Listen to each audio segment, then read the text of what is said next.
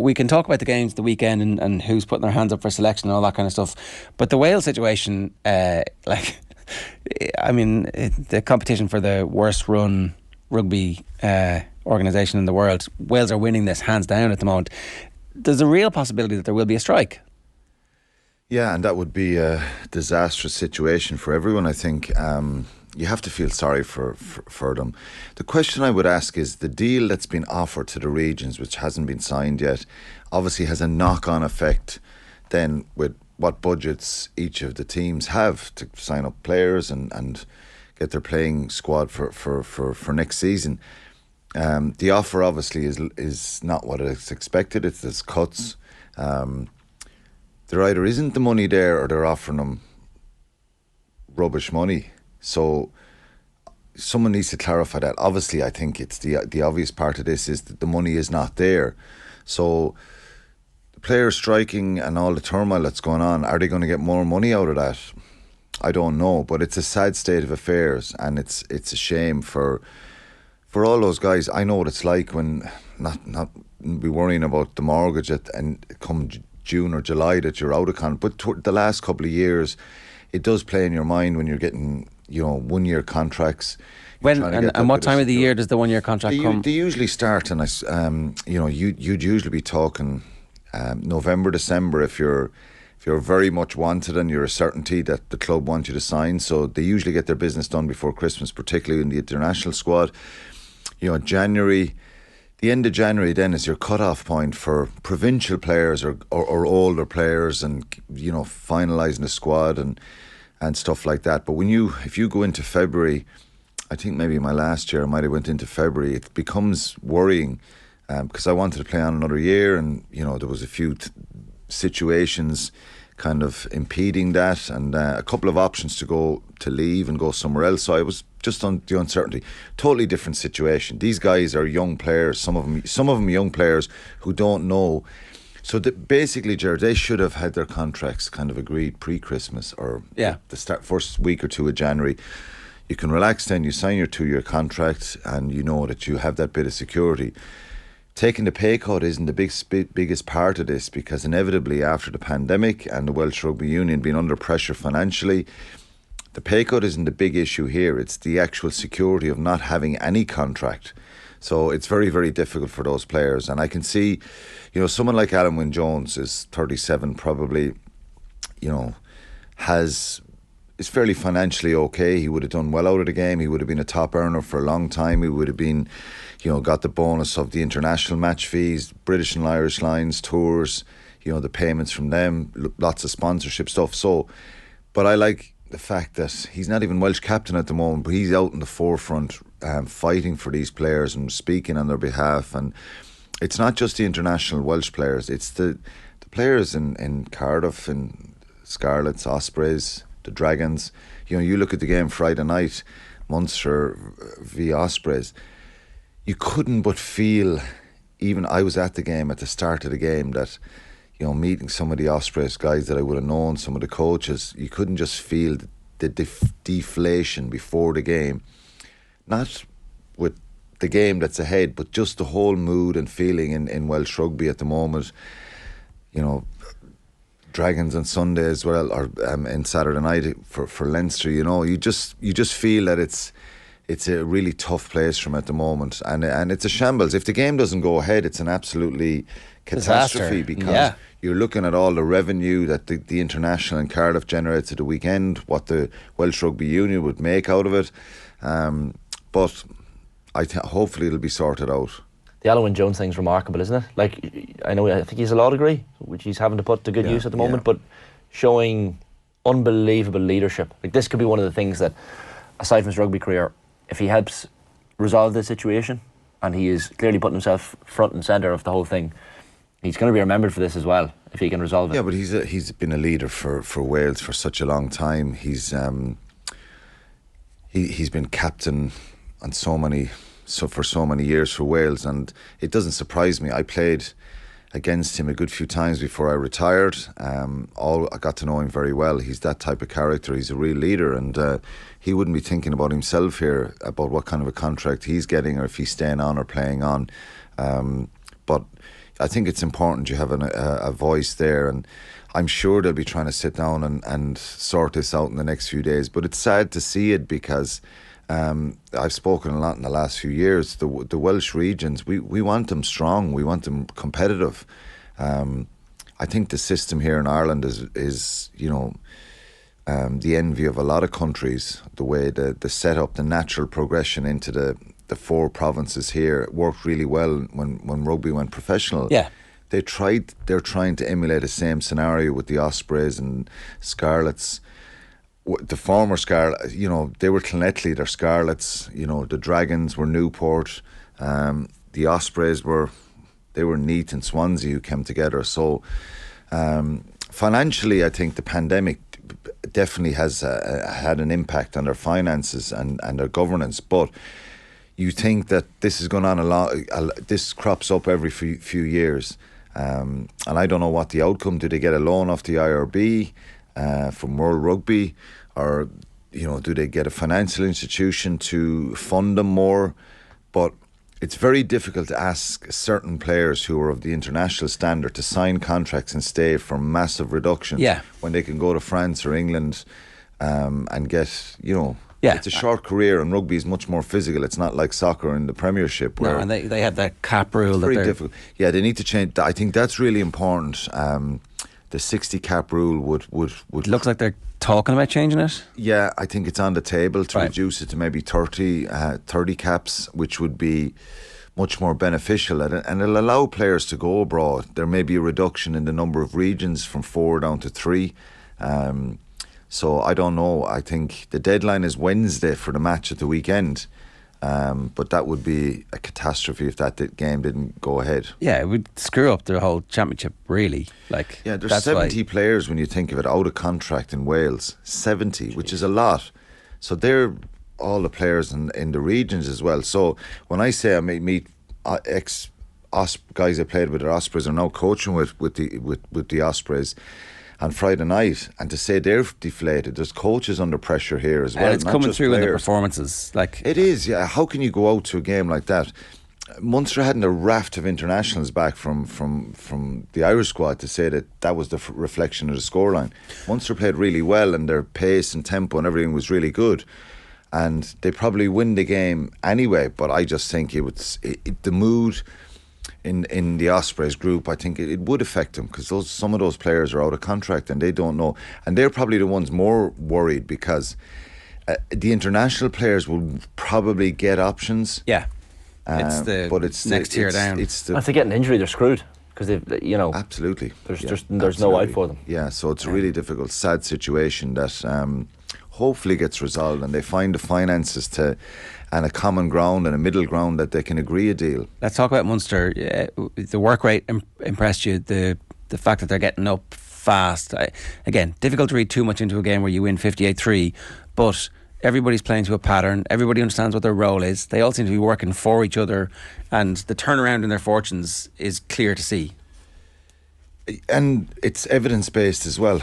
So I think you go back to the end of November, even go back to the South Africa game in Cork. I think they played 12 games including that up to the end of January, and they won 9 of those. They lost 3, 2 to Toulouse and 1 to Leinster, compared to the start of the season. So the thing I would have noticed the other night, being at the game, not commentating but just watching, was the work rate of players trying to get into shape when something else is happening on the left hand side. There's a far quicker movement in getting organised and being ready, and there's players working really hard, coming from one side of the field to the other to get into attack mode and be an option, even if you're not getting the ball. So they're much fitter. I think they know what they're doing more, and they're up to speed. So they're a very good side to watch now, which we couldn't have said that a few years ago. On occasions we saw it under Johan van Gran's era, but now they're a side that seem to be well organised, know what they're doing. A lot of the players are playing consistently well. Yeah. They look excited about getting the ball, wanting the ball. So it's much better, much better. I've spoken about Connacht for years. Connacht have been kind of look like a team, and obviously some of the results have been inconsistent, and they haven't made playoffs and Europe in the last couple of seasons, and they'd be disappointed with that. But being a good side to watch is one thing. You have to get results. So I think Munster's results, they've gone from 14th in the table up to 5th. Connacht are gone into the playoffs now. Yeah. Position, which is a big turnaround for them as well, given where they were in the table. So both Munster and Connacht were struggling. Leinster and Ulster were at the top of the group throughout the campaign so far. So I think Munster were so much better, and their attack is so much better. And just if anybody's wondering how Johan van Graan is getting on, his team are bottom of the Premiership in England. They're the worst team in it. This guy was supposed to get a new contract. The IRFU thought he was doing a great job. Yeah, well, I think, look... we can laugh at the Welsh, that rugby, that's really badly run. But, the IRFU were going to give him... But I think Johan van Graan, I think Stephen Larkham's... You talk about attack. Stephen Larkham was brought in to develop the attack in Munster. And so this seems like constantly certainly a pair at the minute asking about the attack and what happened. Yeah, so they've moved on from that, and I think they're now it's Bath's problem. Well, it's for Munster now. Their attack is so much better. They've got the Scarlets next, and then Glasgow, 2 more home games, and then they've got to go to South Africa. Connacht had this South Africa stuff at the start of the season, which really hampered them and put them in a difficult position. But I think it's brilliant that they're back. They've played 14, won 7, lost 7. But I think if you look at Connacht's run of games, they're away to the Dragons next. They'll fancy their chances. Then they've got Edinburgh home. Benetton away is obviously going to be tricky because they'll have their internationals back, but it's a winnable game for Connacht. Then they've got Cardiff at home, and the last game is away in Glasgow, which is really difficult because... With the exception of Glasgow, they're all sides who are right beside them in the table. Yeah, and they're winnable games, you think. The Glasgow one is the one that's going to be really difficult. But I think there's the 4 of those. If Connacht win those 4 games, they could easily be in the playoffs and in Europe, which would be a massive turnaround. And great for recruitment if the recruitment's not finished. And there's a lot of changes going on there within the coaching setup. There's some players leaving, more coming in as well, and a good number again. There's usually a big turnaround, and there seems to be again this year. So it'd be brilliant for them. I think it's the first time that we've... Do they need to just announce that we have the 4 Irish provinces in the top 8? Like, as I said, Leinster and Ulster have been right up there right at the start of the season. Whether it'll stay like that, I don't know. It's going to be really difficult still for Munster and Connacht to make playoffs and Europe. Yeah. Given that, it's a very congested kind of area there, right down from 3rd right to 10th there. It's pretty congested. Do Connacht just need to tell us what's happening with the coaching ticket and confirm everything and just get it? I think when they know, they'll probably tell us. I think it's very close. I think it's obviously coming. That's IRFU stuff, and David Nucifora as well is working with them. It's really important at this stage. I'm sure the decisions have been made. We're kind of heading towards the start of March. Yeah. Well, that whole point that you made about players want to know where they're going to be playing, you want the coach to know. I think a lot of this stuff is already done, or close to being finalised, and we may hear something this week or next week. I don't know, but it's around that time that it needs to happen. But there's a fair bit of change going to happen there, and their game was crazy at the weekend against Zebra. They probably had to pull away twice in that game, but as I said, they've given themselves a real chance now by getting into 2-8 in the table. The difficulty is if someone like Cardiff don't make the top 8, they're head of their conference pool. Well, then only the top 7. They've got to go into Europe as well. So potentially Munster or Connacht would have to finish 7th. Yeah. 6th or 7th to be guaranteed. This is a bit like the European Nations League that time with Kilban explaining exactly what I mean. It's actually not as complicated as you think. Okay. I get it. There's the 4 pools. And we have to grandfather some of the teams in. And if you finish top of that pool, like the Welsh group. Someone if Cardiff automatically gets don't through. make the top 8 and they finish top of their pool, they qualify for Europe. Yeah. So someone drops out. I know I'm jumping the topic here, Quinny. Is there any reason why Andy Farrell should not include Gavin Coombes against Italy? Well, he's making such a real compelling case that it's really interesting to talk about and look at the Gavin Coombes situation. I think he's really benefited from being in the Irish squad again, watching players. You talk about pace, tempo, constant involvements. I think he's really, really been unbelievably consistent since that period in probably November, which was effectively only one game that he didn't play well, along with a lot of other guys against the New Zealand selection. Probably didn't come out of the blocks firing before that at the start of the season like a lot of his comrades in Munster, but the consistency and performances and the ability for him to, even in really tough games where they've been under pressure, I think he's having a lot of big moments without the ball as well, making a lot of impact tackles, obviously scoring 3 tries the other night again. But I just think his involvements have become more regular throughout the game, and I'm sure that's part of. So do you put him on the bench? Looks like played it the weekend. Well, when you're being released back, like it's a sign that you're not on the 23. But John Cooney may be preferred at international level for Farrell.